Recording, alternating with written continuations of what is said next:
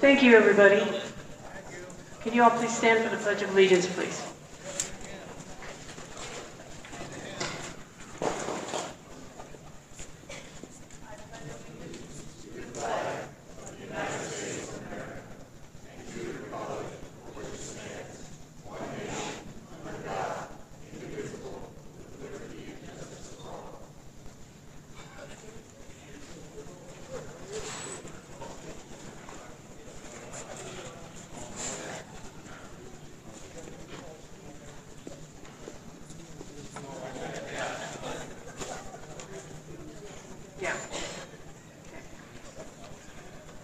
Approval of the agenda for June 11th. There'll be no changes. I'm going to open this up for public comment. Up to a 3-minute time limit per person. Action will not be taken on matters considered during this period until specifically included on an agenda excuse me, as an action item. I'm going to open it up for public comment. Anybody? Since the whole meeting's about public comment. Okay. Seeing none, I'm going to close public comment. Okay, this is for discussion only. So, good evening, everyone, and thank you for being here tonight. I'd like to officially call this town hall meeting to order. My name is Carolyn Allen, and I'm the AVTV town chair, and I'll be your moderator tonight. Okay. We have Commissioner Jabor and Commissioner Koenig here. We've got the Pahrump Public Lands Advisory Committee, Beatty, and Crystal. Okay, thank you, everybody. All right. The purpose of this meeting is to discuss the proposed National Conservation Area, proposed utility solar projects in Amargosa Valley, and data centers. And most importantly, hear directly from you. We want this to be an open, transparent, and collaborative conversation. But there's going to be some ground rules. Before we begin, I want to review a few basic ground rules to ensure we have a productive and respectful meeting. We welcome all perspectives, but we ask that everyone treats each other with kindness and respect. Please refrain from personal attacks, profanity, and discriminatory language. Please do not interrupt others while they are speaking. No outbursts, booing, or cheering, unless it's for me, from the audience can disrupt the meeting. When it's your turn, please step up to the microphone and state and spell your last name. You will have 3 minutes for your comments. Okay. To start off, let's take a look at the solar map. You all have one in your packet, if you picked it up. As it stands today, we have 9 proposed projects, of which we have been actively working on with all the developers. The others are on hold due to administration rules and holdups. Current updates are Balanced Rock, which is number 10 on the map. It is the dairy project, as you know it, 2,000 acres. Rock Valley, which is number 5 on the map, that's with Nextera. That's 10,000 plus acres on 373 and 95, the corner. We have Amargosa East, which is 7,000 acres, and Silver Star, and that's number 11. Silver Star, which is number 6, 3,000 acres, both with Leeward Energy. Wispa is number 8 on your map, and Echo Dune is number 9, and the Amber project is number 4. All those 3 projects are with Clearway. The Solar Energy Zone, which is parcels 7A and B, 7,000 acres being built by Long Road for NV Energy. The yellow lines represent high-power transmission lines, and Green Link, which is not represented on this map, runs along the 95 from Vegas to Reno. And you've all seen the poles, I'm sure. Now, with those insights, let's transition to public comment. Let's take some time and answer any questions that you can. So I'm going to open it up for public comment. Anybody want to talk about the map or have any questions about the solar? Okay. Seeing none, I'm going to close public comment. All right, so to kick things off for the NCA, I would like to introduce Mason Bowl, the director of the Amargosa Conservancy, and Mandy Campbell, member of the Timbisha Shoshone tribe. to present the National Conservation Area proposal and answer any questions you may have. Thank you, Mason. Thanks, Carolyn. Are we able to turn the lights down for this?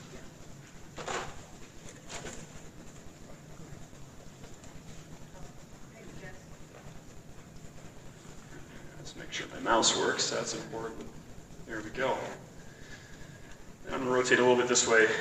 Good evening, everyone. As Carolyn said, my name is Mason Dale. I am the Executive Director for Amargosa Conservancy.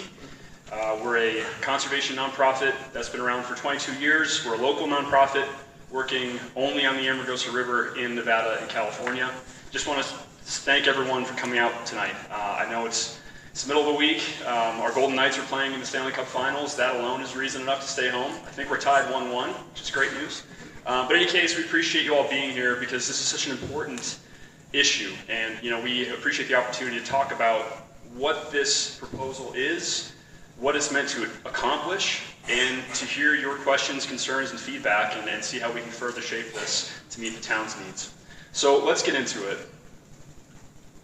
Assuming my mouse works here.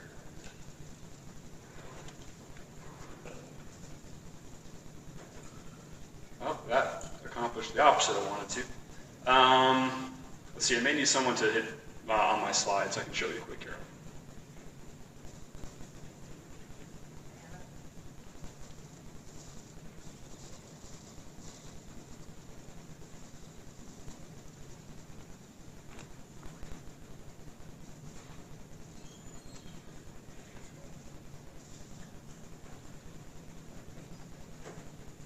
All right, thanks, folks. So you can go to the next slide, Carolyn. As I said, we're Amargosa Conservancy. Our mission is to work toward a sustainable future for the Amargosa River watershed through science, stewardship, and advocacy. Next slide, please. So today we're going to talk about this, a really brief recap of how we got here, because this issue does not exist in a vacuum. There's an awful lot of context leading up to this proposal that informed it. And then we're going to talk about this call for Ash Meadows National Conservation Area, what it is not, and why this matters. Next slide, please. So let's just get oriented to where we're talking about today. This is about the Amargosa River. This is a river that starts just north of Beatty, Nevada. It's a groundwater river, runs for 185 miles through a 4 million acre drainage area. This is a vast landscape. It's a patchwork of BLM, National Park Service, Fish and Wildlife Service, state lands, tribal lands, and private property. Next slide, please. What makes this region special is a number of things. These communities make it special. It's also an extraordinarily important biodiversity hotspot. The Amargosa River supports over 100 species of fish, plants, mammals, amphibians, and invertebrates that live nowhere else. They are only found here. That is the highest local concentration in the United States, second most in all of North America. So this is an extraordinarily important place. 25 of those species have protections under the Endangered Species Act.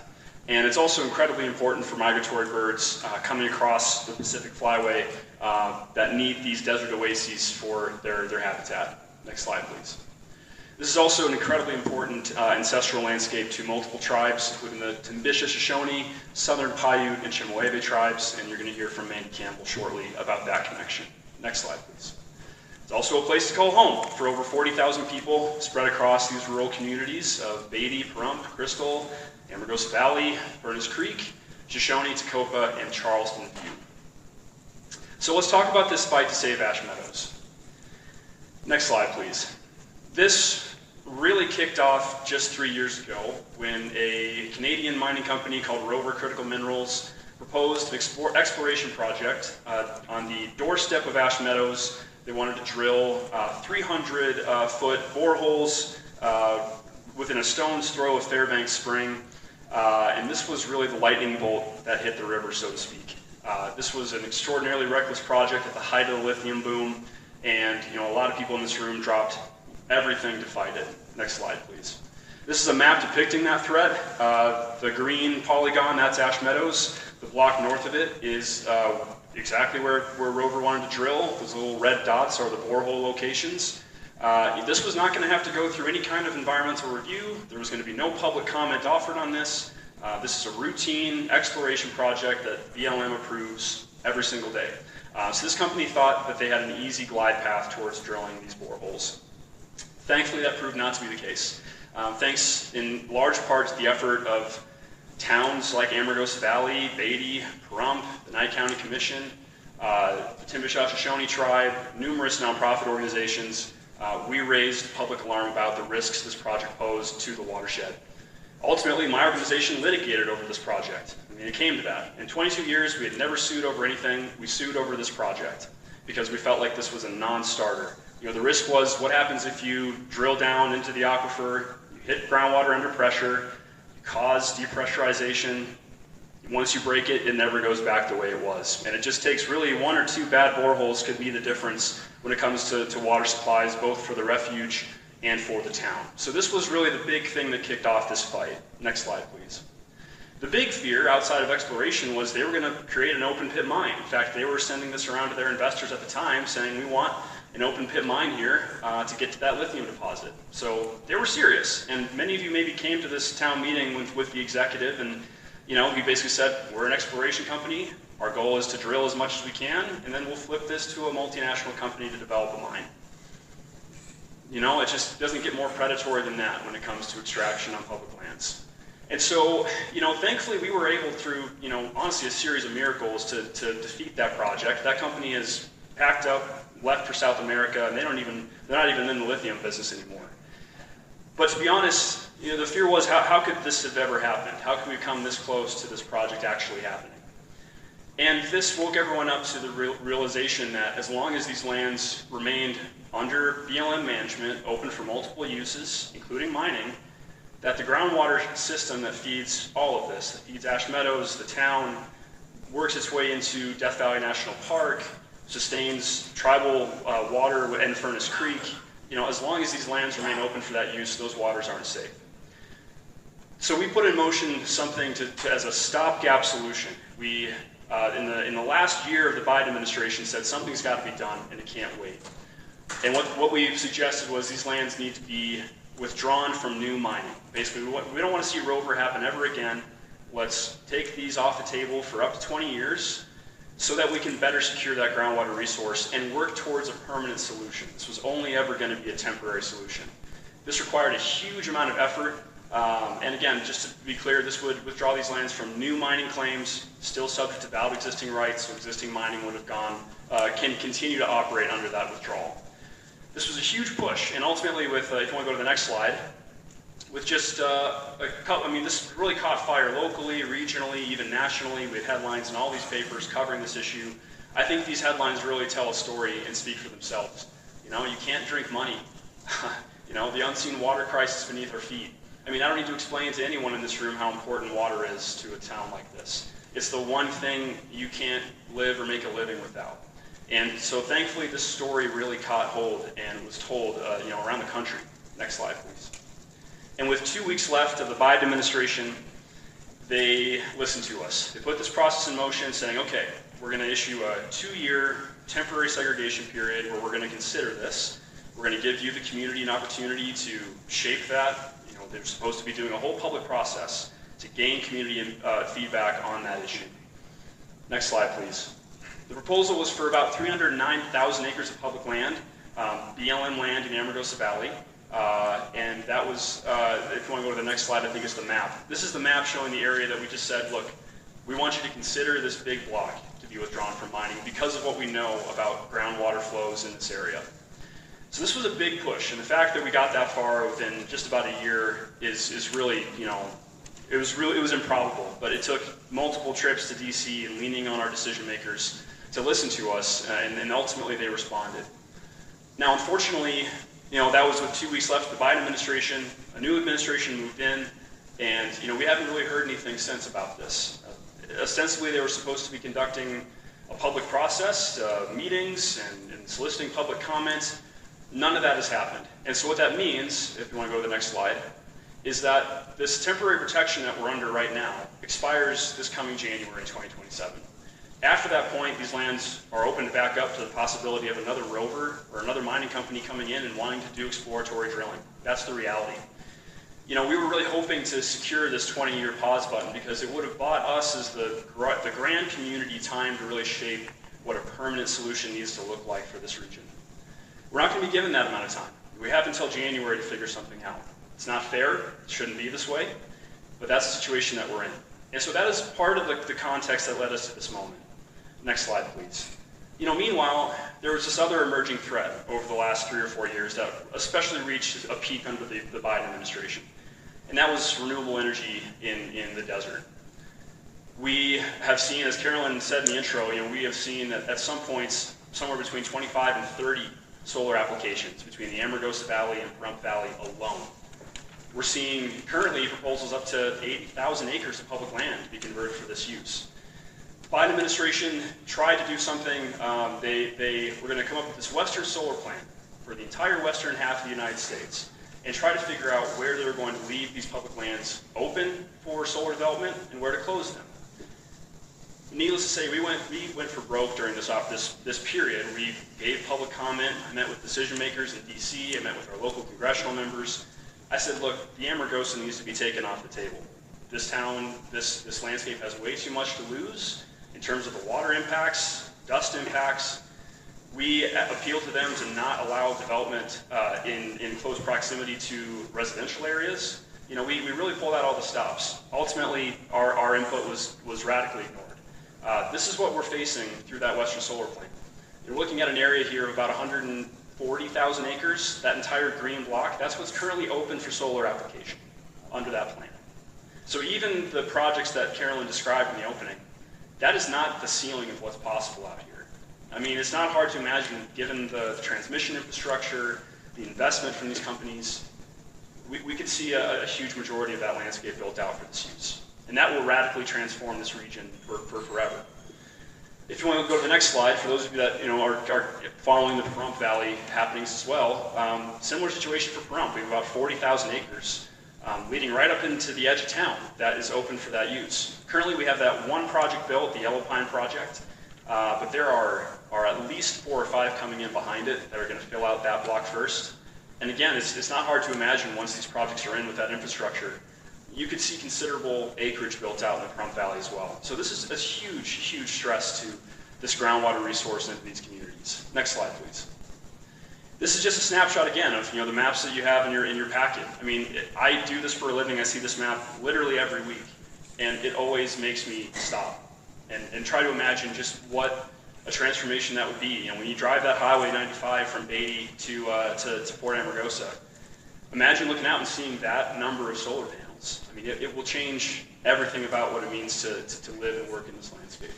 Next slide, please. And then most recently, under the first year of the Trump administration, there has been significant delays. They put up a number of regulatory hurdles for these companies to try to navigate. That did slow the pipeline down, but over a year later, we are seeing those projects move, and we're seeing new applications filed upon on these BLM lands. Now, whether we see those move in the next 3 years or under the next administration, your guess is as good as mine. But the truth is, these projects keep coming. And it was only a matter of time before kind of our worst fear as a conservation organization happened, which was a project proposal like this. The Tidewater Solar Project is an over 10,000 acre proposed solar project. It is directly, that green polygon on the right, that's Ash Meadows. It is directly adjacent to the refuge on the north side. There's an area of critical environmental concern that is supposed to provide a barrier around Ash Meadows. This project abuts right up against it. This is the kind of proximity that we think is just totally unacceptable in terms of potential impacts to the refuge. So, we kind of had to call all of our decision makers and go, hey, we told you so. We knew this was coming and now it's here. Next slide, please. And that's what really leads us to this exact moment, all of that context. This is all the multiple years of fights that the towns, many organizations like mine, many of our tribal partners have been fighting to try to figure out a solution. Given the ongoing imminent threat of mining and now renewable energy in this region, we feel that conservation, a permanent conservation designation, is the best tool for accomplishing some semblance of balance in this valley. So let's talk about what this is. A National Conservation Area is a unit of the National Conservation Land System. NCAs are managed by the Bureau of Land Management. So this is a public lands designation. The purpose behind an NCA is to protect large landscapes like ours with significant cultural, recreational, biological values while still allowing certain compatible uses, such as off-roading, hiking, hunting, rock hounding, grazing, a lot of the things that we all enjoy doing on our public lands. Next slide, please. Management direction is in law, and it basically requires federal agencies, in this case it would require the BLM to manage these lands for conservation, to protect and enhance natural and cultural resources, groundwater being the most significant resource in this case. How do these happen? Each one of these is created through its own act of legislation. This can't be done just through a wave of the hand by any president. This has to go through Congress. And so these tend to take a while. They require a lot of feedback and input from communities, from stakeholder groups, and ultimately it's going to take Congress and their will to get this done at some point. And so the beauty of that is each one of these is really tailored to what it needs. Each one is tailored to its landscape, and they're going to care a lot about what are the different uses that we want to see protected in this case. Some examples here in Nevada, we have 3 other NCAs currently in the state. Red Rock is, of course, the most famous one, right outside of Las Vegas. And then we have the Black Rock Desert NCA up in northeast of Reno. We've been up in that area of the state. So the proposal as drafted is, again, this is a back of the napkin map in some ways. We're looking at 182,000 acres of BLM lands. And I want to say this really explicitly. The NCA only applies to public lands, has absolutely zero bearing on any private property, even that contained within the boundary. This is only a change of management direction for BLM lands in this area. And so in coming up with a map, we basically looked at the volume of projects coming for this area and tried to look at an area that we felt was the most critical for giving ash meadows in the town some breathing space and protecting really vital groundwater flows that are relied upon by so many. And so as drawn, it's about 182,000 acres of BLM lands, and I just want to say this is not the final map. This is going to be shaped and shaped and shaped over time, in large part thanks to community input. So this is basically a big block of where we're looking. Now let's shape it and make it work. Next slide, please. The most critical value here, it's kind of hard to get the scale of these maps. This is basically a zoomed out look at the area we're just looking at. The main virtue is just these groundwater flow paths. We have now decades of hydrological research and science that kind of tells us where a lot of this water is coming from. A lot of it's coming off the test site, north of the 95, flowing through Ash Meadows. It then heads west beneath the Funeral Range into Death Valley National Park, and some of it comes south into California. But this is one of the major flow paths of groundwater for this community, and that's really the most important virtue of this proposal. Next slide, please. And of course, I'd be remiss without just focusing for a moment on Ash Meadows. I feel like I've been here a lot the last couple of years talking about the refuge, but Ash Meadows is an extraordinary place. It is a sacred place to numerous tribes. It's the largest oasis remaining in the Mojave Desert, and the refuge alone protects 28 species of plants and wildlife found nowhere else in the world. And this is only possible because of this finite groundwater resource that the Amargosa River provides. So, this would be a loss on a global scale to lose a place like Ash Meadows, given just how unique and weird and one of a kind it really is. Next slide, please. So now I want to just go through a couple of frequently asked questions, and I promise I'm almost done here. But these are the main ones that have come up in the last few months since this proposal started to be introduced. Next slide, please. Very first one, will this NCA take away private property rights? The answer is a flat no. It applies only to existing BLM-managed public lands. Private property ownership remains unchanged. Landowners can continue to own, sell, use, inherit, improve, do whatever they want with their land with no impacts. And BLM has no eminent domain authority. It lacks the authority to even take over land. So there is no new federal land acquisition through this proposal. It is just a management directive for BLM to manage these lands differently. Next slide, please. Another question we've been asked, is this going to expand Ash Meadows? No. The refuge is going to remain the exact size and shape that it is today. The proposed NCA will be managed totally separately by the Bureau of Land Management. It's not going to change any of the refuge boundaries. Another question we've been asked is this going to result in a transfer of these lands to environmental groups or outside organizations? And again, the answer is a flat no. Public lands are going to remain public lands. This NCA will continue to be managed by the Bureau of Land Management. Another question is, well, is this really necessary? Aren't groundwater levels in the valley stable? I can tell you that everything I've read about the last 40 years of research literature published by the USGS and private hydrologists shows that the answer is no. We are seeing measurable decline in significant portions of the basin, especially over the last 2 decades. And the studies that we've commissioned on projects like Rover Critical Minerals drilling projects show that, our best models show that even minor pumping, 300 acre-feet in some places, can have a huge amount of impact across the entire region. So the science is really clear. Groundwater remains a significant concern in this valley. Another question we've been asked is, well, we already have Ash Meadows, why do we need something else? Well, the way Ash Meadows was drawn, it was drawn really just a little footprint around the springs themselves, without us thinking about the fact that those springs and these wetlands rely on a much wider groundwater flow path to exist at all. And so the proposed NCA is going to help us really remedy that. It's going to look at that groundwater flow path and say, you know what, the future of Ash Meadows depends on sustainable management of these lands surrounding it. So that's the reason this is necessary. Next slide, please. Is this going to close public lands? Is this a closure of these lands? Absolutely not. The goal is not to lock up public lands. The goal is to conserve important resources while, a big virtue of this is really maintaining public access for OHVs, hiking, hunting, sightseeing. A lot of us in this room enjoy that. I enjoy off-roading in this area. I've gotten to do it a lot the last couple of months. There's really great routes through here. What I don't want to see is a solar project proposed on top of that route. So in some ways we're trying to make sure that these uses, like hiking, rock hounding, and OHV use, remain accessible for the public and are not interrupted by extractive industry. I'm just ending the presentation with a couple of these are just pictures from around the NCA that we've taken as we've kind of looked around the area. And it just kind of shows, this is one of those truly last unbroken, beautiful swaths of southern Nevada. It's a special corner of the state. It still feels very wild. We get these huge lines of sight. This is looking west towards Telescope Peak in the Death Valley National Park. I like going out, and I like not seeing transmission lines and hearing the sound of traffic. I live in Las Vegas, unfortunately, but I come out here to get away from all that. And that's, I think, part of what's important about this proposal, too. It's also really important habitat for bighorn sheep. You'll see them up in the hills around Ash Meadows especially. And desert tortoise, another one of our Mojave species that certainly relies on these lands for habitat. And I just wanted to flag one more time. We've got multiple races that come through here every year. The Mint 400, the Best of the Desert. These are economic drivers for these communities too. And these user groups, we're having conversations about, making sure that these routes stay open because it does bring some amount of money into the area.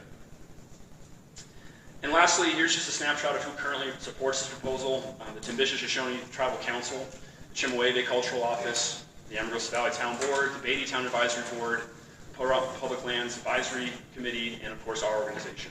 But this is just a starting point. I want to thank you for listening to me. This is my personal email address. Don't be a stranger. I'll sit down and talk with anyone at any time about anything I've covered in tonight's presentation. And we've also built a website in the last couple of weeks called saveashmeadows.org that we're trying to keep updated with all this information. Check it out, and again, please don't be shy. I'm here as a resource to the community as well. And with that, I want to turn over to my friend Amanda Campbell from the Timbisha.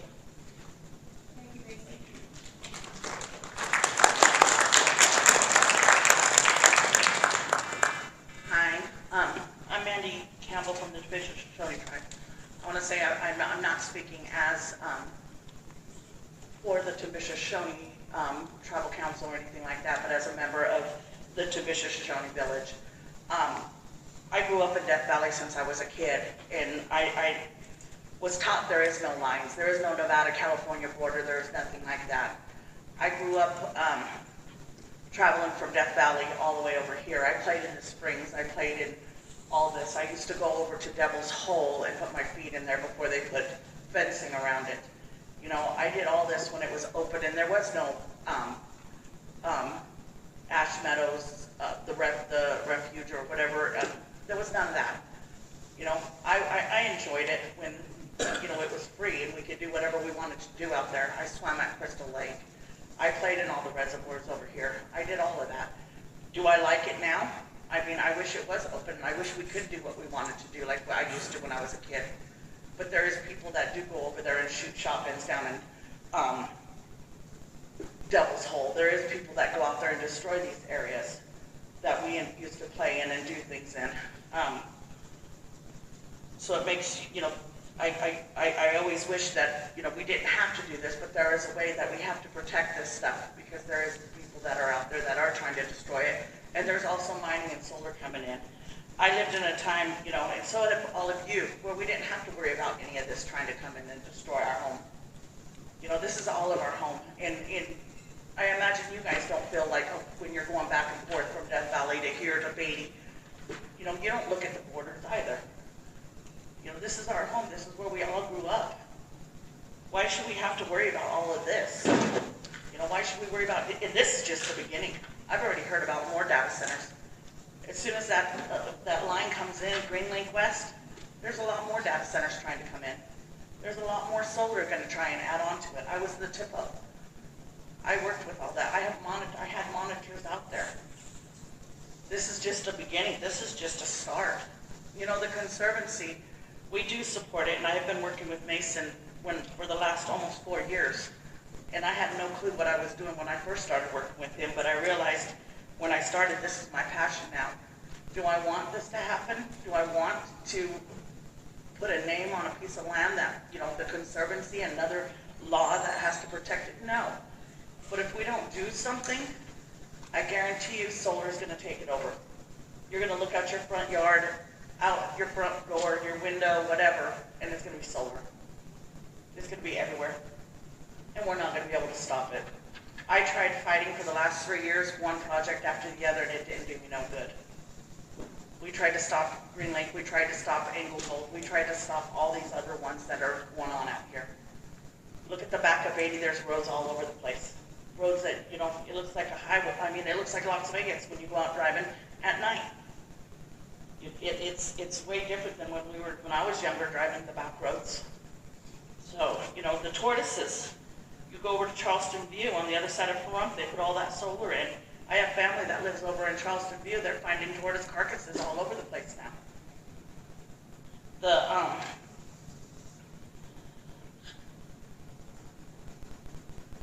They'd say that even, from the tribal point of view, I know all you guys want to, some of you think that we're not protecting and doing this for you guys. We are. But we lost a lot too. Our resources our artifacts ain't being protected out there. Some of you have 5 generations still living. We have 5, my great-grandmother is buried out here somewhere. We don't know where she's at. And they're digging out here all over the place. That one grave that, my family didn't talk about it. That one burial could be her. We try and stop all this and go out. And, our stuff's being destroyed out there. But I'm not fighting just for me. I'm fighting for y'all too. I'm fighting for the generations to come so that they can enjoy this land the way I did. I don't want to see solar. I don't want to see data centers. I want them to be able to go out. And if this Conservancy gives them a little bit of that, I support it. And I'd like to see y'all support it along with us. Thank you. Thank you, Mandy. Okay, I'm going to open this up for public comment.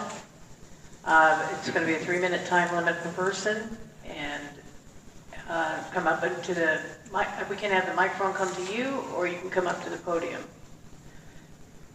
I'm going to open it for public comment. Anybody?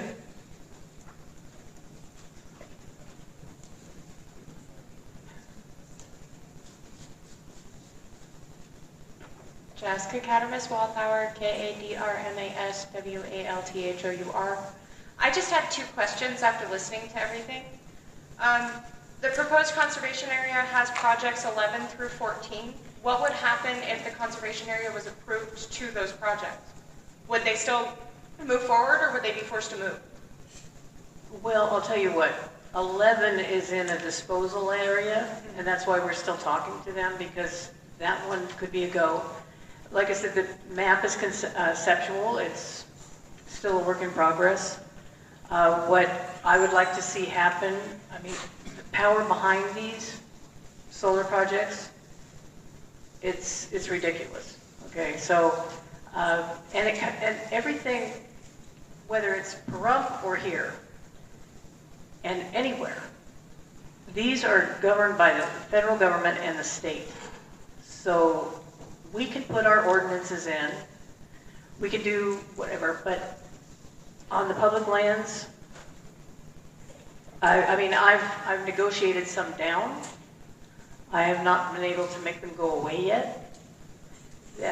On the east side, it would be Amargosa East, as far as I'm concerned. That Tidewater project, which is number 13, which is where Rover was, to put it in a concept, it goes between Ash Meadows and 373, all the way up across the top where Rover was.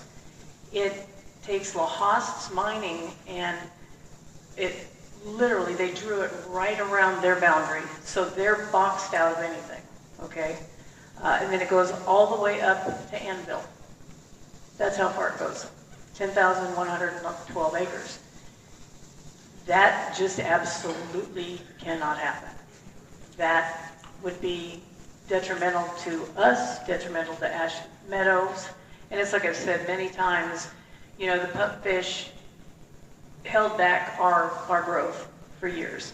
And it's now time, we've used the pupfish to save us. This is our survival. That particular project, little background, they knew, somebody I'd been working with for several years had come in and said, Carolyn, I want you to meet somebody. They pitched this project to me. And I had Dave Hall with me. And they handed us the paperwork, and I quickly turned the page. And the gentleman that brought them here knew me. He said, Carolyn, before you have a heart attack and die and fall out of your chair, please listen. Because he knew. They knew. And so we went through that. And then Scout Energy said, how do you feel about a data center? I said, could this day get any worse? You know, so they took the paperwork back because it was a concept. That was the end of September. And they said, we're going up to see Commissioner DeBoer to pitch another project. And so Commissioner DeBoer called me about 4 or 5 hours later and said, Carolyn, you really okay with this? I said, okay with what? He said, this project down there. And I said, hell no. No. And they knew that. So fast forward to March 13th of this year, 7 months later, and meeting with BLM on the transmission lines and such. And they said, I can't believe you haven't said anything about this project. I said, what project? They showed it to me. I said, oh, this was a concept. It's serialized. It's registered with the NEDC. And it was filed September 9th. So they had filed it, came, saw the reaction. They're going to push through no matter what. And I said, well, this is war. I mean, this is war. So I think Amargosa East, I'm all for pulling that back, you know, the map back, and looking at where the transmission lines are, taking that out of the map, all the private property, so everybody feels comfortable. Because in essence, the only thing that would change is BLM's inability to lease these projects or do anything more. We write the ticket. We can still do, I just had the Best of the Desert call me for their August race. I said, okay, you know, they're going to come here June 25th, the board meeting, and pitch it. But we're going to run out of things. We rerouted the recreation map when NextEra and the auction parcels came in. We worked with them. We said, you've got to work around these people. And they have. But now they're filling in the blanks. And in this map, it bears repeating, we're not trying to stop anybody on their private property from doing anything, okay? Number 9 and 8 and 10 are all on private property. And so they're in town, you know, they're doing their projects. And so there's landowners that are, I mean, we are a target for the developers. Okay, we're a target for the developers. We're cheap land, you know, open, whatever. and the transmission lines are coming in, and, you know, landowners are taking the opportunity. We can't tell them what to do with their private land, you know, but we can put in buffers that protect the rest of you that, you know, have to live near it. And we're fighting for that. You know, those are the things that we can do. But don't kid yourself. Utility solar equals data centers. It just does. And so that's our next phase. But that's basically what's happening. This is what started it, the Tidewater project. Because then we realized, because I've always said to them, keep it out of our town. And now the private property's doing their thing, which is that's their right. And they're going to fill in the blanks, basically. We're 95% BLM. Yeah. And the disposal plan, the disposal land map tells them all. So that's where we stand on that. Okay. Okay. Thank you. And then my next question, I guess this one would be more for Mason. I don't really know, as far as once the Conservancy is in, would we be able to like put in more like OHV kind of like trails and campsites and those kinds of stuff so people can actually enjoy the land that we're going to save? Like, is that something that's like feasible? Yeah, that's part of the process. So Okay. the legislation would be drafted to just designate the area, and in that they would direct the BLM to, okay, you need a management plan for this area. And that's really the opportunity the community has to say, you know what, we want to see these routes protected. We'd love to see more public access campgrounds. You know, it actually gives the community a lot more leverage to ask for things like that, and for BLM to say, okay, we're going to incorporate that into a management plan. Unfortunately, most of our BLM lands in this state either don't have management plans, or these management plans haven't been touched in 30, 40 years. So it kind of actually gives a nice opportunity for the community to shape those kinds of things. Okay. Okay. Awesome. That's all I have. Thank you. Thank you, Jess. Annette?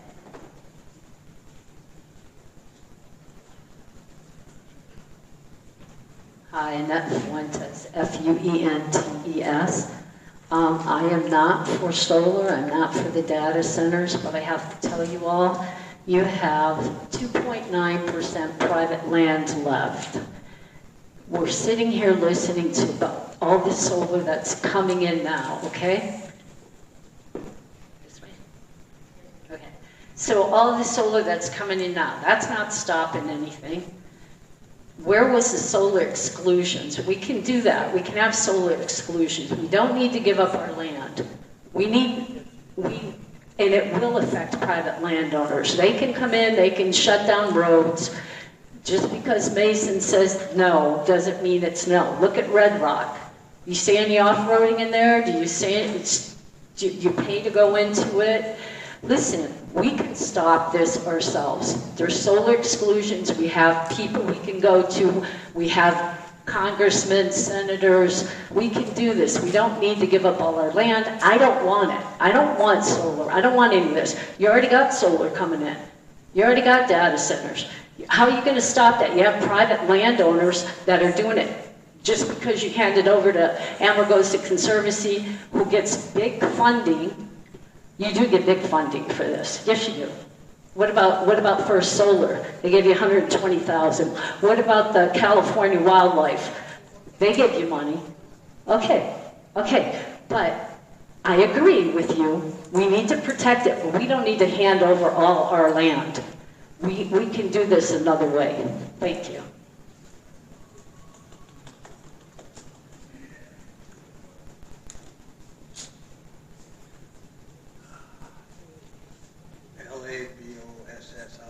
Can't hear you. Can't hear me. Thank you. Can't hear me? There you go. Just checking. I hate to say this, but everybody wants to be the last person to move here. As long as there's empty land, somebody's going to want to build on it. What you have to decide is what you can tolerate as a neighbor.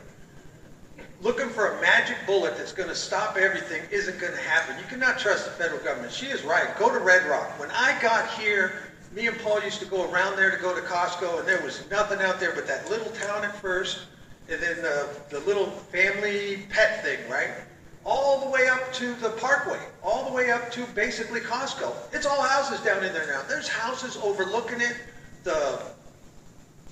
Blue Dymond, right? That's that little town, and that's the mill that was there, right? All that's houses, man. You know, that's what will happen. You cannot trust the federal government because what they do today is not what they're going to do 20, 30 years from now. They're going to go with wherever the money is, and they're going to step on it, man. You know, and you got to have to deal with each solar thing one at a time and make what they do tolerable. There are Nevada companies that make battery storage. We need to make sure that's where they buy their batteries from, right? We need to promote Nevada. We're not going to stop the solar farms. They're coming, and, you know, they're good for the turtles, they're bad for the birds. Mason, can I ask a question of you? On that Red Rock, where the houses are, that was private land, correct? Yep. They were able to do whatever they wanted to. Okay, thank you. May I please have some lighting, because I can't see. This is like really poor. Please.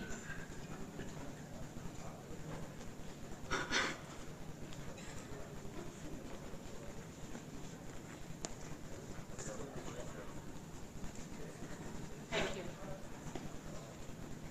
Can you hear me now? That's going to take forever to come up. You want me to use my flashlight on my phone? Yeah. That's really sweet of you. Thank you so much. Those lights take forever to light up. Thank you. So, good afternoon, or good evening, my name is Emma Velador, Velador.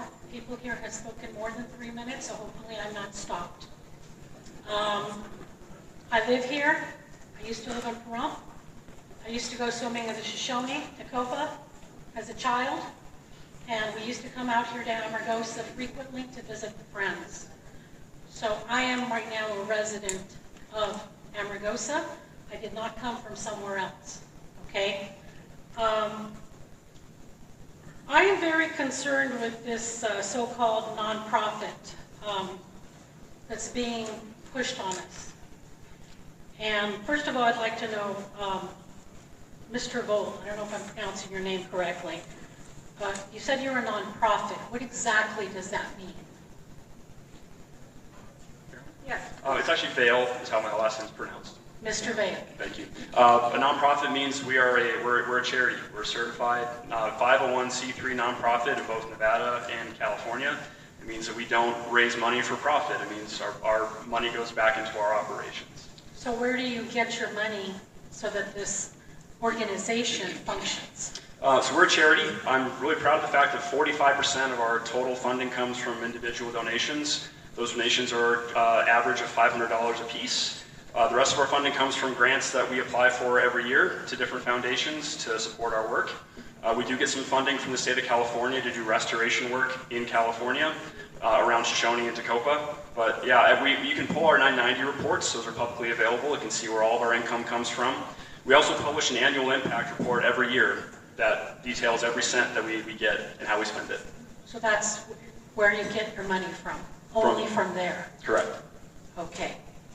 All right, I want to clarify something. It says here in your documents that the Nye County Board of Commissioners supports this idea. I'm sorry. I was listening in on that meeting just recently, and you're right. They all agreed. They all said yes when Miss Carolyn Allen here, our chairman, called in.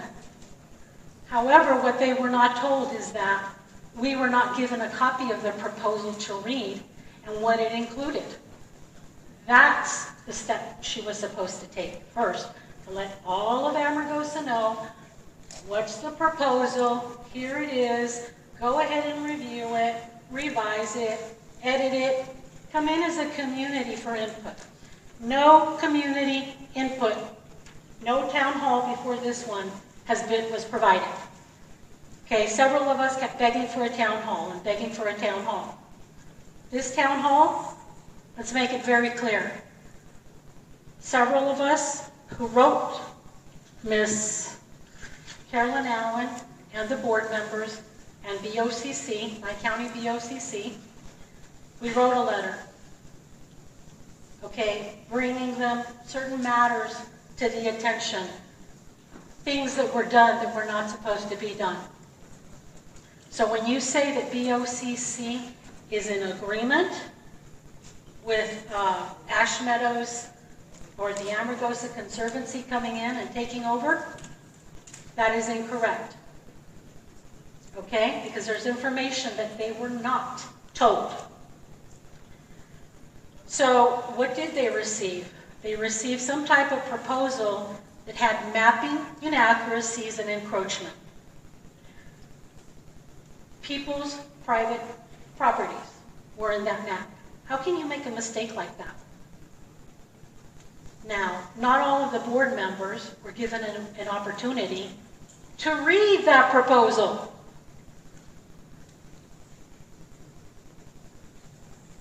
You were supposed to give your board members and the community of Amargosa the opportunity to read the proposal. Otherwise, we would not have written this lengthy letter. So what does this lengthy letter say? I'm going to read it to you. Subject, May 5th, 2026, BOCC decision supporting Amargosa Conservancy expansion and Ash Meadows NCA designation. To the Board of Nye County, also Amargosa Valley Town Board. This letter serves as a formal categorical objection on behalf of the affected residents, and there were quite a few properties that are being affected, and private landowners of Amargosa Valley, specifically those within the Amargosa Valley's Little Nevada, Amargosa, and Crystal areas. We challenge Associated Board's unanimous vote on May 5th, 2026 to support the Amargosa Conservancy expansion and the Ash Meadows National Conservation Area NCA designation. This support was granted without proper due diligence, public transparency, or consideration for the vested rights of private property owners and water rights owners. This was emailed to all of you, okay? So you can pull it out. Please don't say you didn't get it, because it was emailed to you. It was emailed to all of BOCC and who else? And some other people. Formal reversal of decision. We request a total reversal of the May 5th decision due to a lack of public scoping and public non-participation of residents, taxpayers, and citizens of Amargosa Valley, Crystal, and Pahrump. Such subject action could at this time be found as a unilateral action by these involved boards.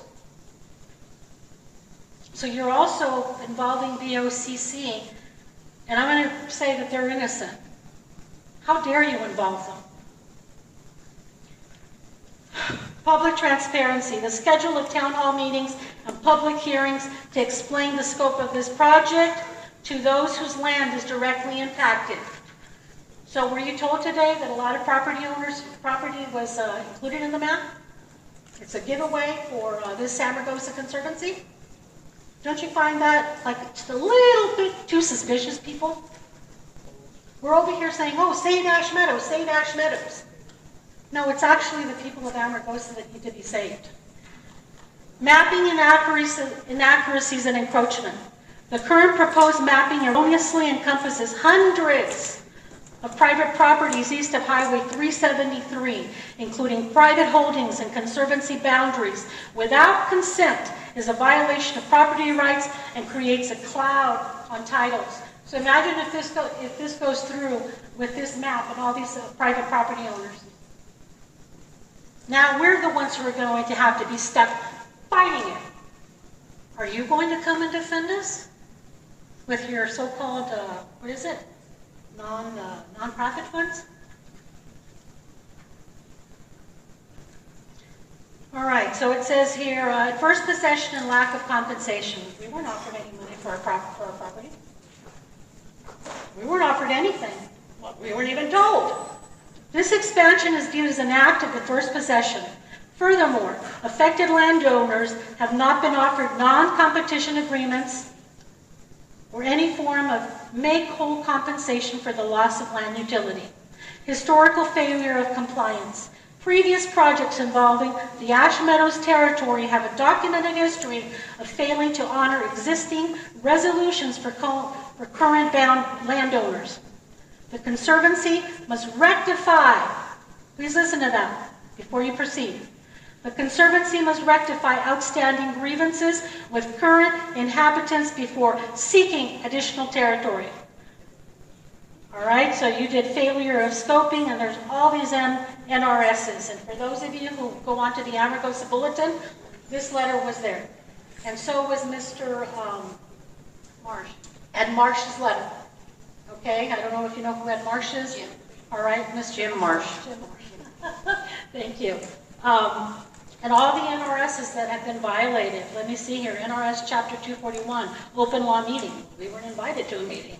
NRS 241-020, NRS 269-070 through 269-085, NRS 278 through .020, NRS 266-255, NRS Chapter 111, NRS 533.025, NRS 533. Okay, 370. you're way over 3 minutes, and if you want, we can make that, you've got it on the website, so I think nobody was cut off, and now you're cutting me off, and I'm not done.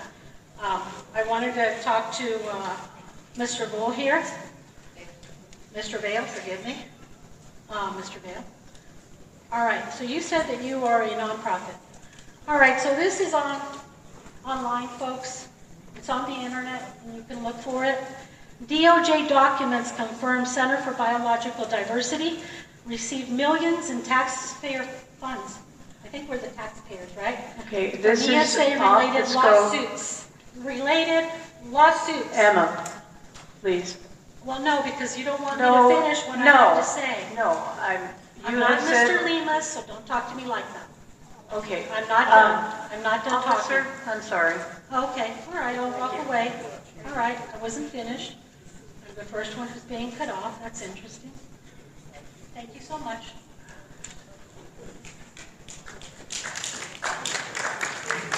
I want to clarify something.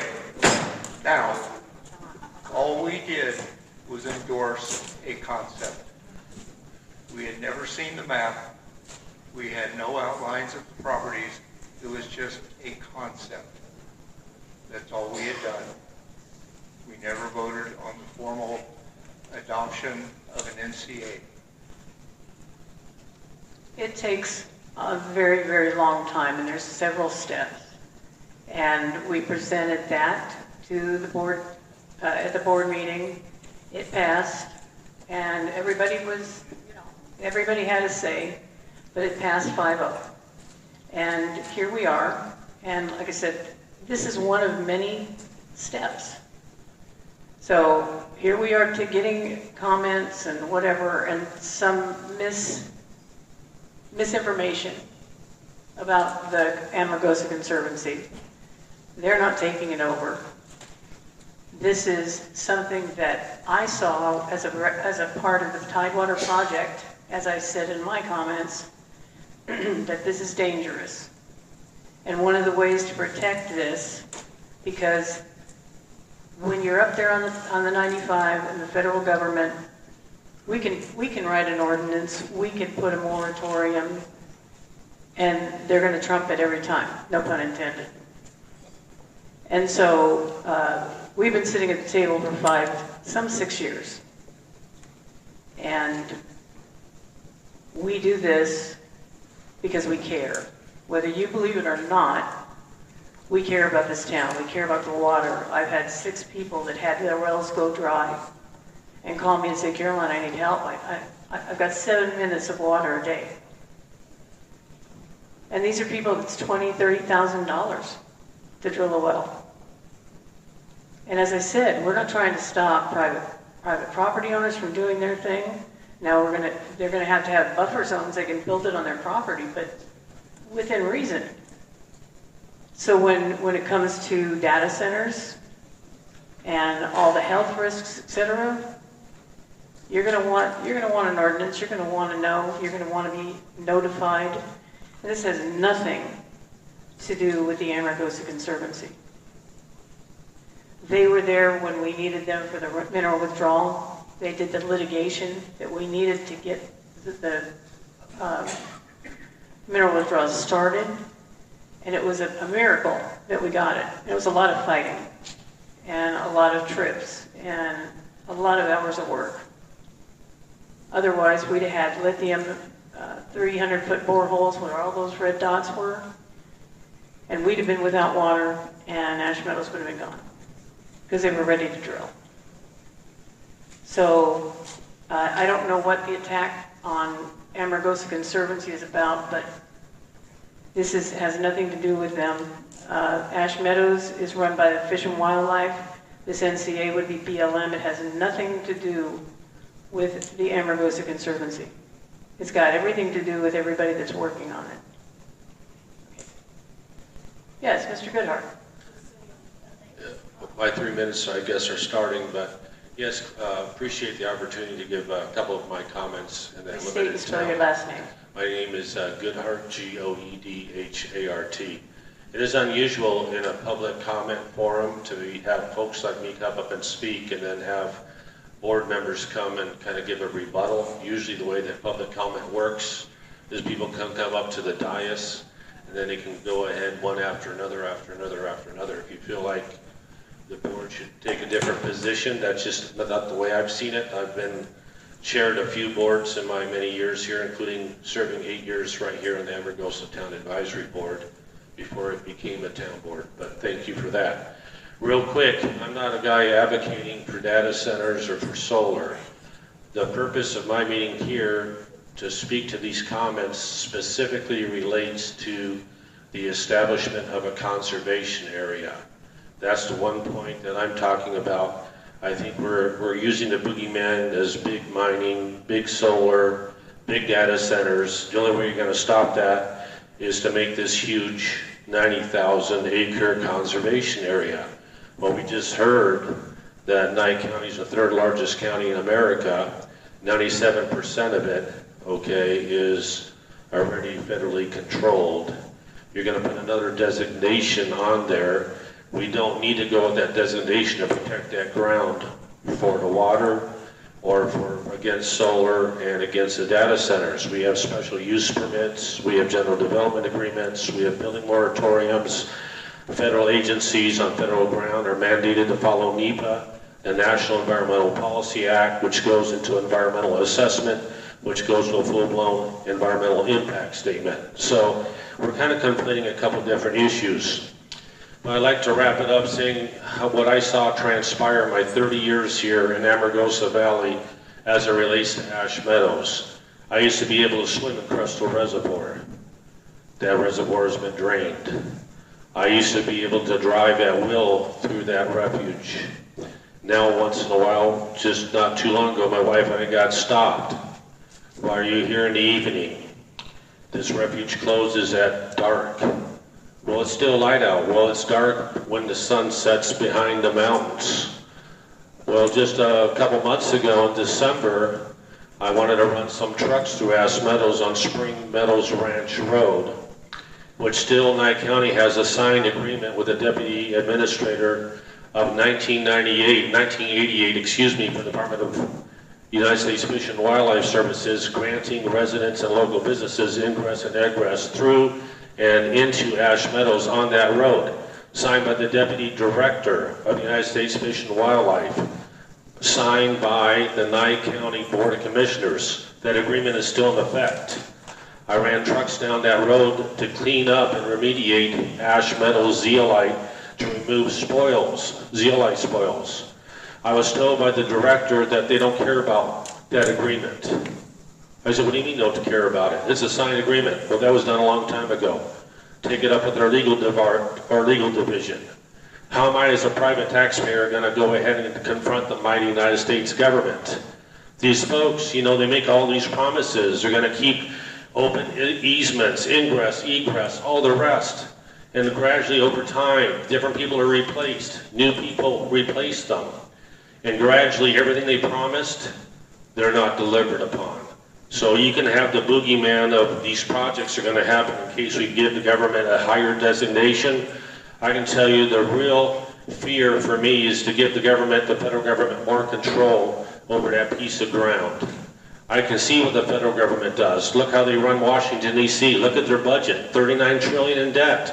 Look at the Colorado River, controlled by the Bureau of Reclamation.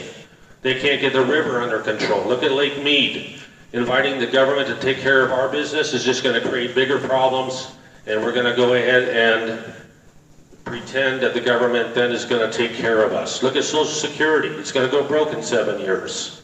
Okay? I don't buy that, okay? So I like local control, state control, county control, town control. I think we can handle our business better than the federal government can. Thank you. Thank you. Victor?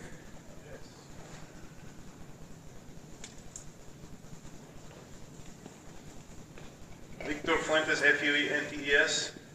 You know, if you call Ash Meadows restoration project, I don't know what restoration is that. I'm very confused. Because Ash Meadows used to be beautiful before. Now it's not good anymore. We used to have a lot of Canadian geese coming to our property.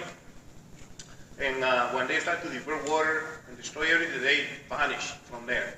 You know what they land? At the dairy. I was working as a farming boss over here on the dairy, and the hunters, they used to come to the dairy to hunt them, and I say, hey, you don't need to be shooting over here, you don't need to be killing all my workers, you know what I mean? Because all the bird, they went to the dairy, where the water is. So, Ash Meadow is not a restoration project, it's a destruction project. And I see it with my own eyes, I live there, so I don't buy that anymore, the Ash Meadow thing. Now, when you go to Walter City is a little town, you know. And some years ago, when Henry Reed was still alive, I don't believe in Henry Reed, was a really bad guy. But anyway, they passed a moratorium in that little town. And you go to Walter City right now, and it's the same than 20, 30 years ago. Okay? They cannot build no solar power, nothing in there. Because the people, us, they came together and they said, no, we don't want it. We don't want anything. We want our little town as it is. Why we cannot do that here? Why we have to be bringing these people, okay? These environmentalists, they are about the money, about the cash. You know, the guy is doing what he's doing because he gets paid big money. Okay, Don Burgos, the Minister of the Interior, he said no more money for CEOs. Okay, because the money goes to the top and they make $600,000, $700,000. You know, the boss, their bosses. You know, and that is what it is now. These people, on the past, you know, the previous director, my wife, she went to a meeting, but I wanted you to learn the dishonesty of these people. Okay, so my wife went to a meeting while they was having a meeting, and they was talking about mitigation for the same purpose that we have right now, because company, they was coming into town. And they said, well, they cannot come into town because they have to pay us first. After they paid us, then they can build.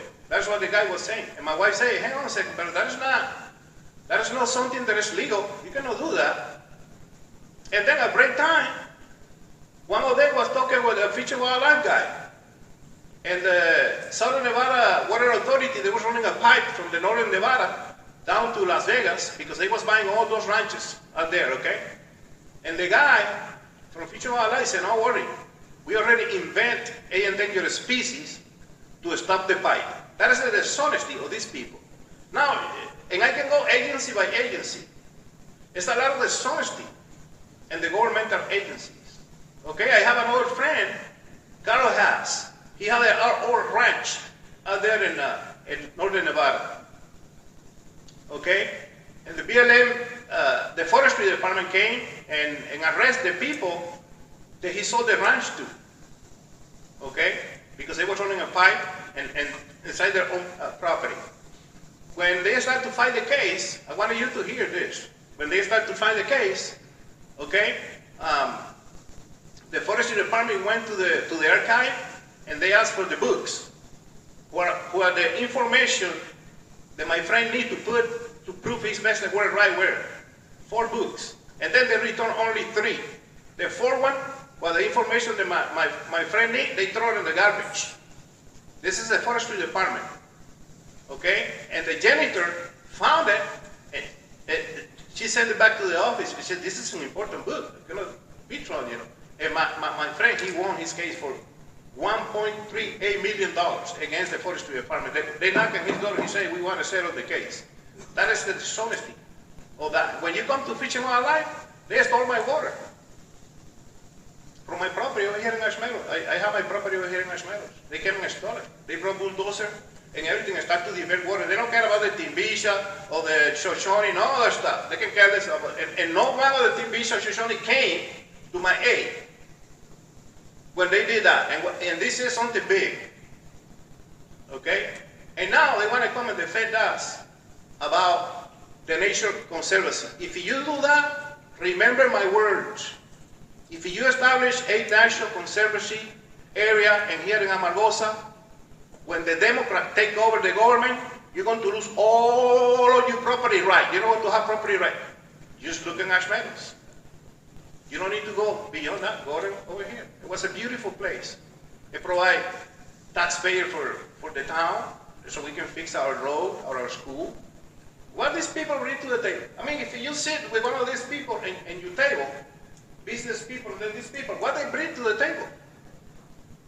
They're peroxide. All that they do is take. These people here. The Minister of the Interior said no more money for CEOs. That's what he said. No more money for them. Okay? And then we are surrounded by BLM land. When our land gets sold, okay, the money not come to us. It go to them. We have one last week coming over here to ask us for a letter for him to go and give money for this plan. Okay? To sell some land to Fish and Wildlife. Mr. Phone. No good. Victor, Thank you. God bless. we're at 7 minutes. Thank you.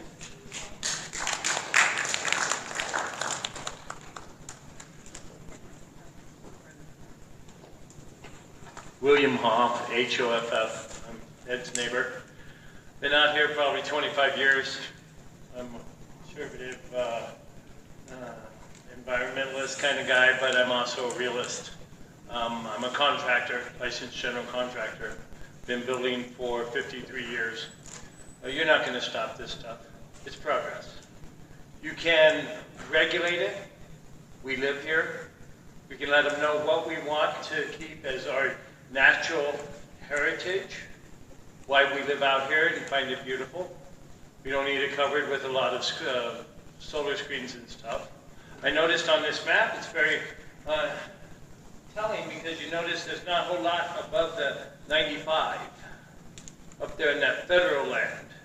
And to me, if they really want to do this, they can take it up there. There's a big valley up there with a bunch of holes on that they can put that stuff up there. And at the end of the day, if they're going to bring some of this stuff in, we need to regulate it and say, hey, okay, we progress. Data centers, it's a limit. We like our sand dunes, we like our little pupfish, we like it out here, and this is the way that we want to have it and live this way. But it's up to us. They can only do so much. And it's really a fight because this is big money, so that's what it takes. If you're really going to do this, there'd probably be a citizens group to help them and put some money together to get a legal establishment to deal with this, because that's the only thing that's ever going to make a change. It's the only thing that ever made a change. Right? And I appreciate your conservative group and wanting to take this into federal hands. I'm okay with the State of Nevada Forestry Service. Been here a while. They need to work too. And it's kind of our neighbors, our state. We don't need federal everything. We can do some of this ourselves. But we definitely got to work together. We need to communicate and give each buddy a way to voice their opinion, and then form together and develop plans that can help support our board. Thank you. Thank you, Mr. Hoff.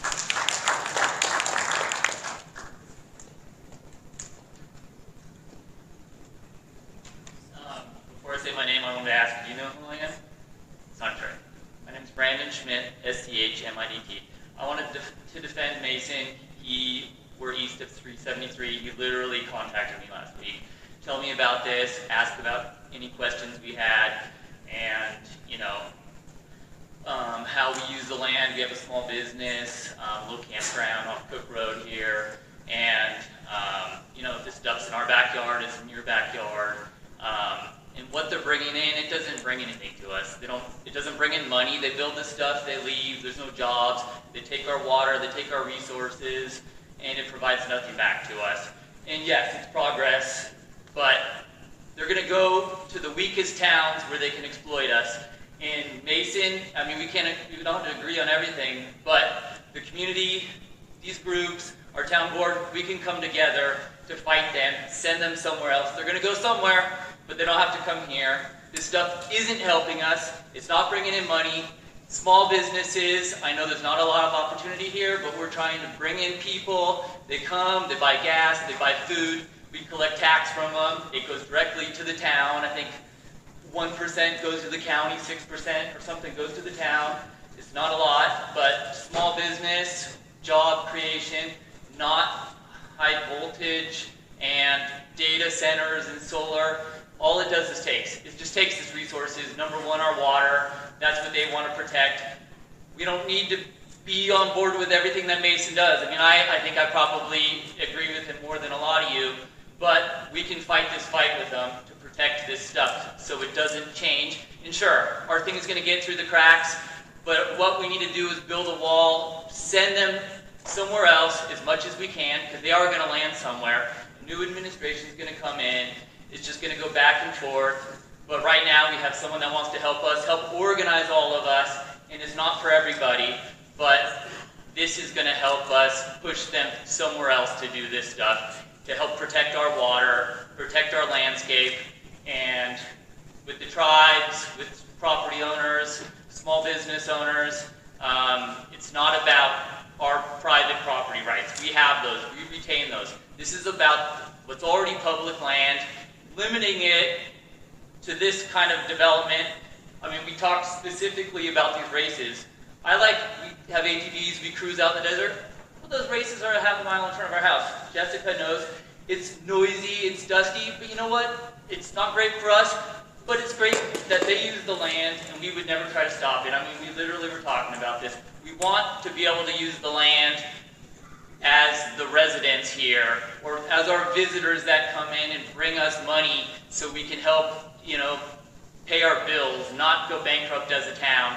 And these things that they want to bring in, they're not doing that for us, you guys. They're going to build this stuff, and they're going to leave, and all we're going to have is their crap left behind. It's going to ruin our landscape, take our water, and that's it. Mason's just trying to help us.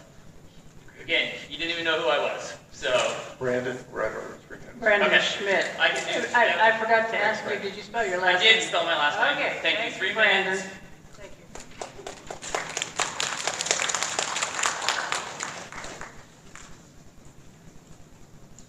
Hello, Jack Ham, H-A-M-M from Pahrump. My wife and I moved here in 2021 from California because we wanted our God-given rights. And we thought that coming to Nevada seemed like a much better approach.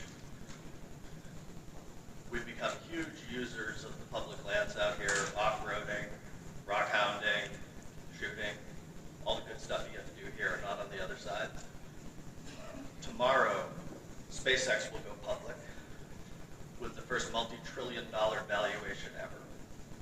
And if you think that local ordinances are going to stop that, you're going to be very sorely disappointed.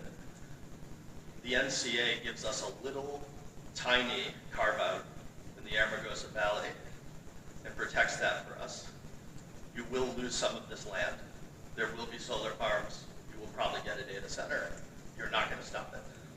That's going to happen. And that's why it makes it so much more important that we find places that matter to us and we pull them out of circulation by whatever means they're necessary, even if we don't like the federal government. And I don't. I'm just not sure. Cut on that. So that's why I think we really have to entertain this thought. And I understand, it's going to take a lot of us some effort to get over our views of the government, but under the circumstances, it's better to protect a small amount than we know we protect it. That way we're not losing it all eventually. Thank you. Thank you, Mr. Town. Anybody else for public comment? It's one time only, I'm sorry.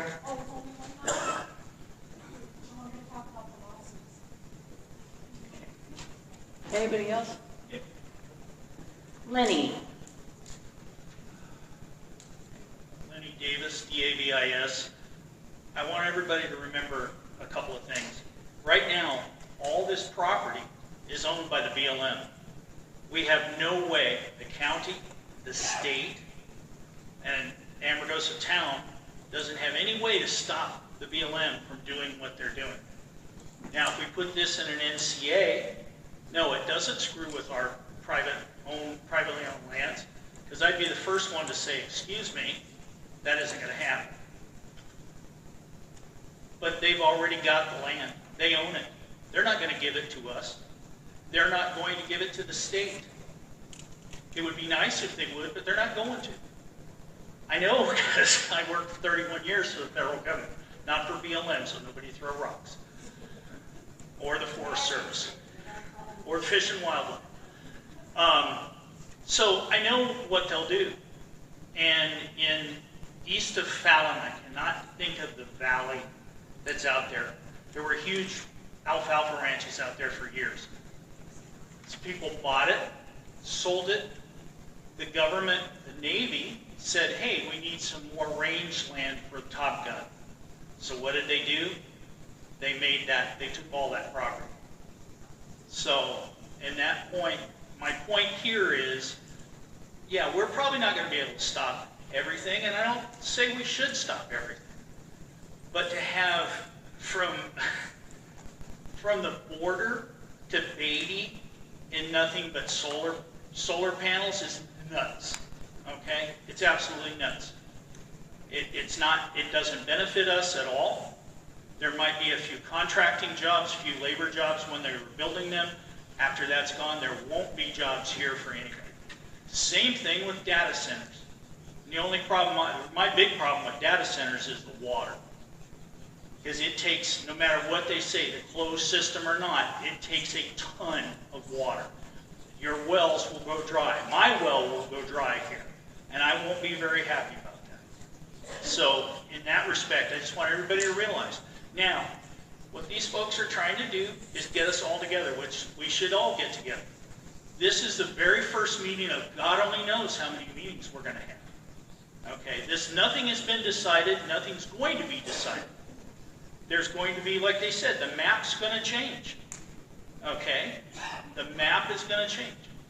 So we need to get together as a community, realize we have a problem, that most of our valley that we love is owned by the federal government, and we need to get that. Yes, it would come under the National Conservancy.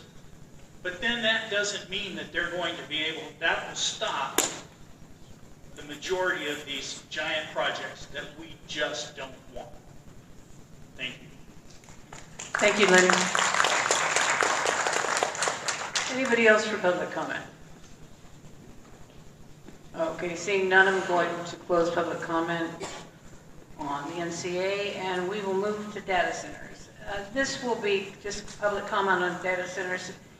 Is this really a real possibility? What are your perspectives? We have included information on data centers and want to hear how you see them fitting into Amargosa Valley. Discuss how that it would benefit our affected area. The town board is asking for your input on data centers and how you feel about the possibility in Amargosa. Pros, cons, we would like to hear it. We will be looking at drafting an ordinance and need your feedback.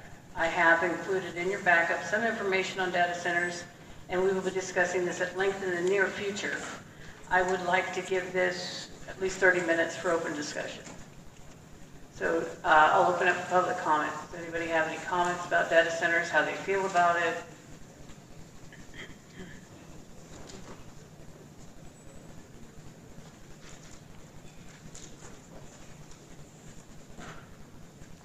Jasper Catterbus Wallflower, Kadrmaswalltower.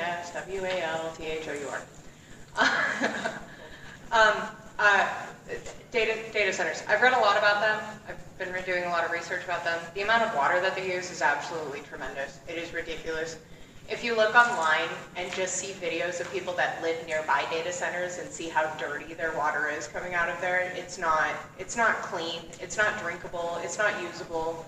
Most of this valley is underneath a boil ordinance anyways because of the test site and how that affected our groundwater. We don't want our water to get worse. The whole point in the Conservancy proposal is to protect our water. Why would we let data centers come in here that are going to ruin that water we're trying to protect?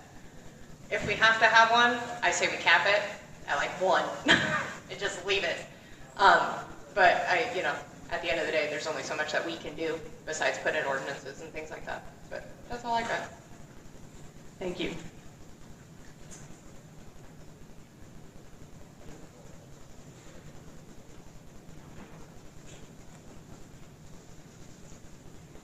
Miller, M-I-L-L-E-R.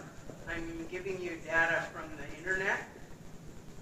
A large hyperscale facility can consume 1 to 5 million gallons of water daily, while medium-sized centers use roughly 100 to 300 million gallons annually.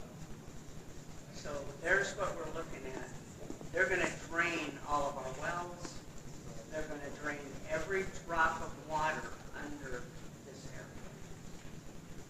Thank you, Mrs. Miller.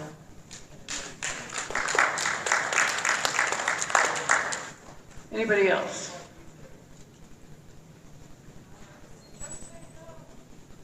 Huh? Just say no. Yeah. My name is Alexander Schoenwald. That's spelled Schoenwald. I'm kind of new here to the town meetings and new to the neighborhood. I just wanted to say, based on my own research, it seems that the Pahrump Valley Aquifer is severely overused. It's in critical condition. And what that means is that they're currently taking more water than can actually be replenished. And just like the lady was saying, these data centers do take an awful lot of water for the cooling of the machines. If anybody here uses an evaporative cooler, then you guys know how it works. It works basically by constantly cycling water, evaporating that water, and that's the technology they're largely using. They're not using liquid nitrogen, they're not using refrigeration, and so going back to what she said as well, I think we should say no. Thank you. Scotty.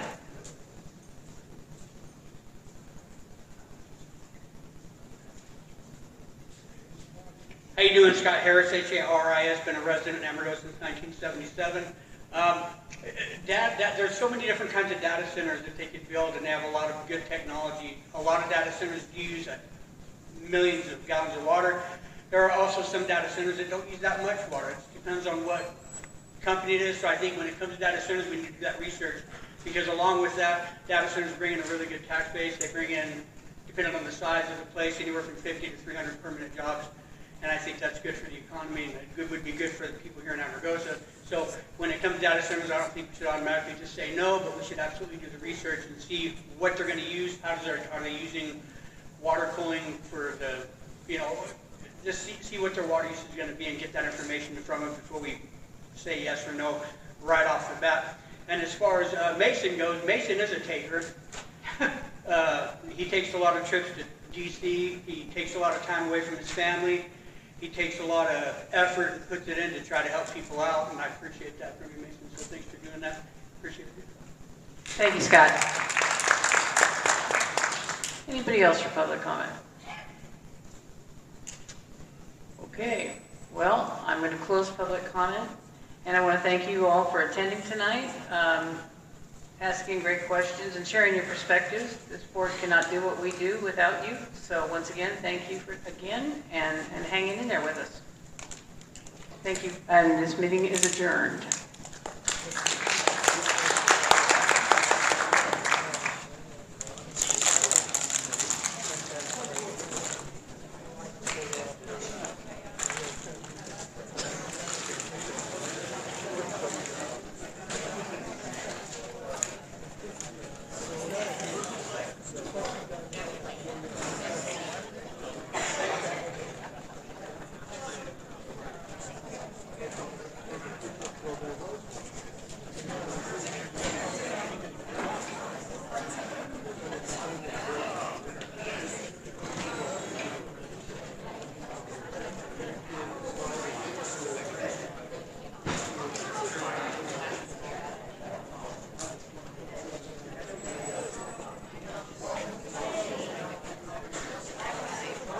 sir. Good to see you. Didn't think I'd recognize you.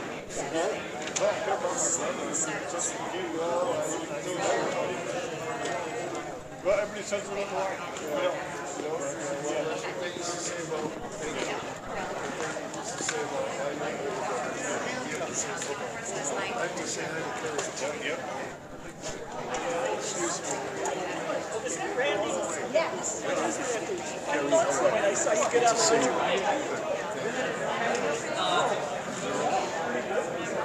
Well, it's frustrating.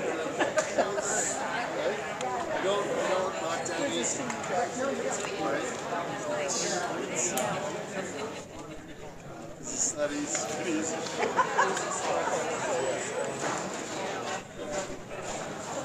Hey, lady, how are you? Good to see you. Thank you.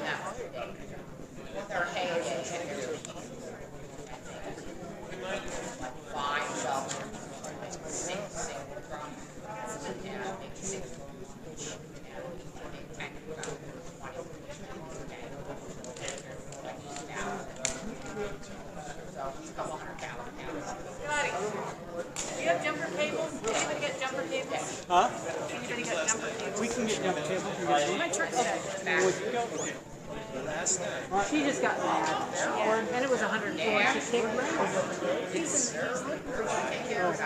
All right. Well, come on. Let's get you going. All right.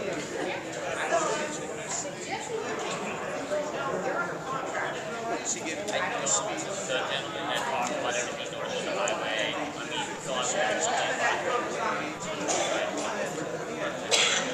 I don't get it. I know it's restricted, like, hook up to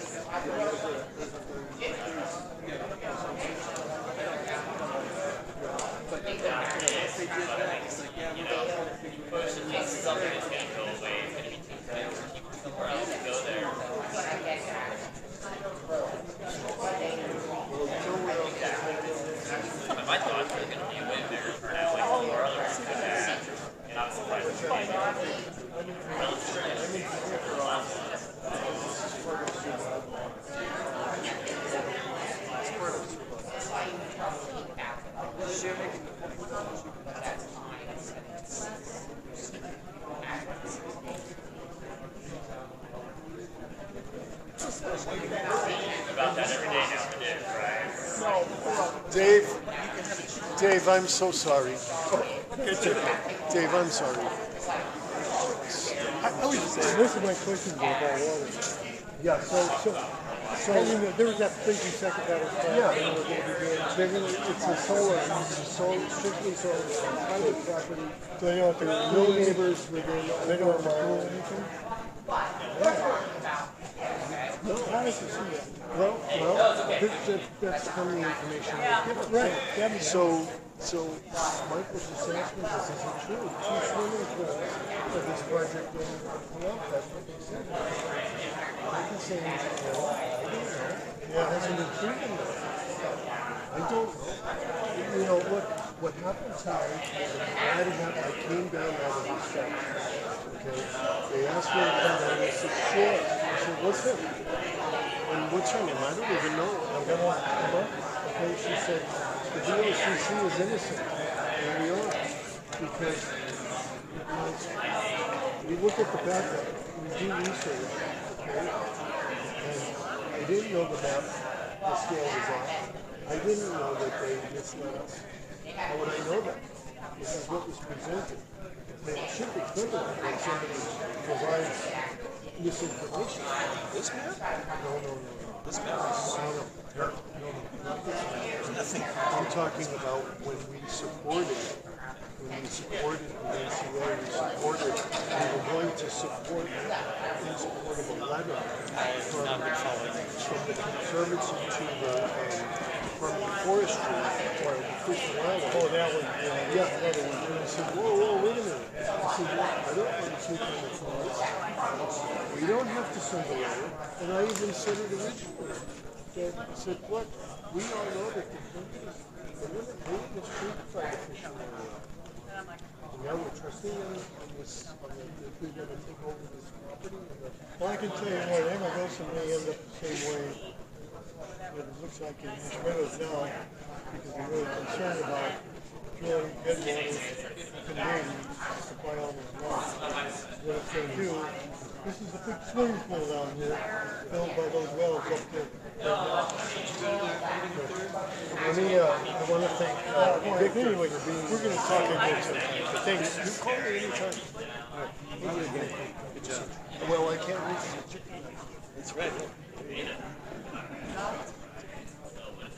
Chicken match. No, England had a meet and greet on the block, and I picked over the line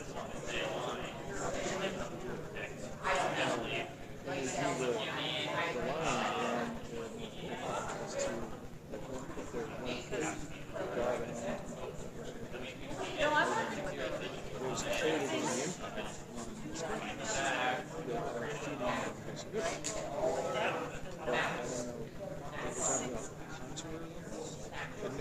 translate that. Here's what happens. If it decreases the flow through the reservoir or how much of it starts to decrease the flow, it's going to proportionally decrease the amount of water.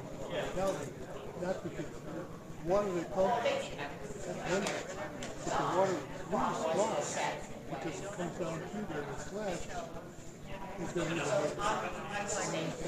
it's going to be, it's already a certain area of water. It's already fisher or whatever they call water. I've seen that a lot of times. You start dealing with areas like that, Once you collapse just because you turn the water on, doesn't mean you get that. So I don't know the particulars, and I was hoping you had some links or something, because I've got clients up there who are very concerned about just that issue. And you can take all the water rights you want to down here and take it up there. It's not going to change that because the water rights don't give you more water. Physically. No, they would when they're deep-water, where are they putting it? Well, the mountain, it's across the state, that can makes sense. Right. But they're talking about a process where the deep water goes into the leaching. I mean, eventually they'll do leaching. That's good. Yeah, Hey, see you, boss.